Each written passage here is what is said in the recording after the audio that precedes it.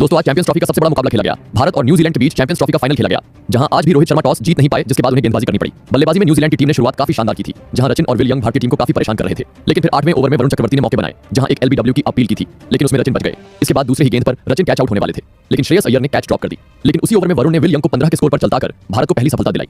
10 ओवरों के बाद न्यूजीलैंड की टीम 69 पर 1 विकेट थी, लेकिन 11वें ओवर की पहली गेंद पर कुलदीप ने इनफॉर्म बल्लेबाज रचिन रविंद्र के डंडे ही उखाड़ दिए। रचिन 37 के स्कोर पर चलते बने। कुलदीप ने इसके बाद 13वें ओवर में न्यूजीलैंड के सबसे बेस्ट बल्लेबाज केन विलियमसन को भी सिर्फ 11 रन पर पवेलियन का रास्ता दिखा दिया। 75 पर न्यूजीलैंड के 3 विकेट गिर चुके थे। 20 ओवरों के बाद न्यूजीलैंड 101 पर 3 विकेट थी। भारतीय स्पिनर्स न्यूजीलैंड की टीम को रन बनाने का कोई मौका ही नहीं दे रहे थे, और इसी दबाव के चलते जडेजा ने टॉम लेथम को 14 रन पर वापस भेज दिया। भारत के पास न्यूजीलैंड को जल्द ऑल आउट करने का अच्छा मौका था, लेकिन एक बार रोहित से कैच मिस हुआ तो वही अगले ओवर में गिल से कैच छूट गया। उसी की वजह से ग्लेन फिलिप्स और डेरल मिचेल के बीच अर्धशतकीय पार्टनरशिप बन चुकी थी। 40 ओवरों के बाद न्यूजीलैंड का स्कोर 5 विकेट पर 172 था, लेकिन इसी बीच डेरल मिचेल ने अपनी हाफ सेंचुरी पूरी कर ली।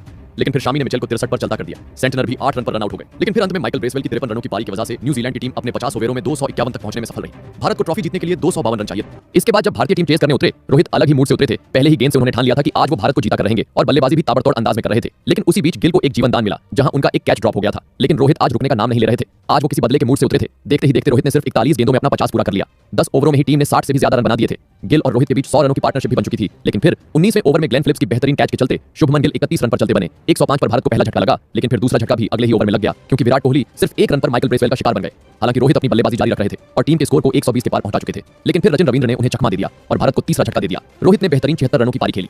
122 पर भारत के 3 विकेट गिर चुके थे, लेकिन इसके बाद श्रेयस अय्यर ने अक्षर पटेल के साथ मिलकर भारत की पारी को संभाला। श्रेयस अय्यर भारत को जीत की तरफ बढ़ा रहे थे, लेकिन फिर जब वो अपने 50 से सिर्फ 2 रन दूर थे, तब रचिन ने बेहतरीन कैच पकड़कर अय्यर को चलता कर दिया। भारत को अब भी 74 गेंदों में 69 रन चाहिए थे और 6 विकेट हाथ में थे। सब कुछ सही चल रहा था। टीम ने 41वें ओवर में अपने 200 रन भी पूरे कर लिए थे, लेकिन 42वें ओवर में अक्षर पटेल 29 रन बनाकर ब्रेसवेल को अपना विकेट दे बैठे। आखिरी 40 गेंदों में 45 रन चाहिए थे, जिसके बाद केएल राहुल और हार्दिक पांड्या ने मिलकर इसे चेस कर लिया और भारत को एक ऐतिहासिक जीत दिला दी, जिसके चलते ही भारत अब चैंपियंस ट्रॉफी में भी चैंपियन बन चुका है। दोस्तों आप भारत के चैंपियन बनने पर किसको हीरो मानते हो, कमेंट करके जरूर बताएं।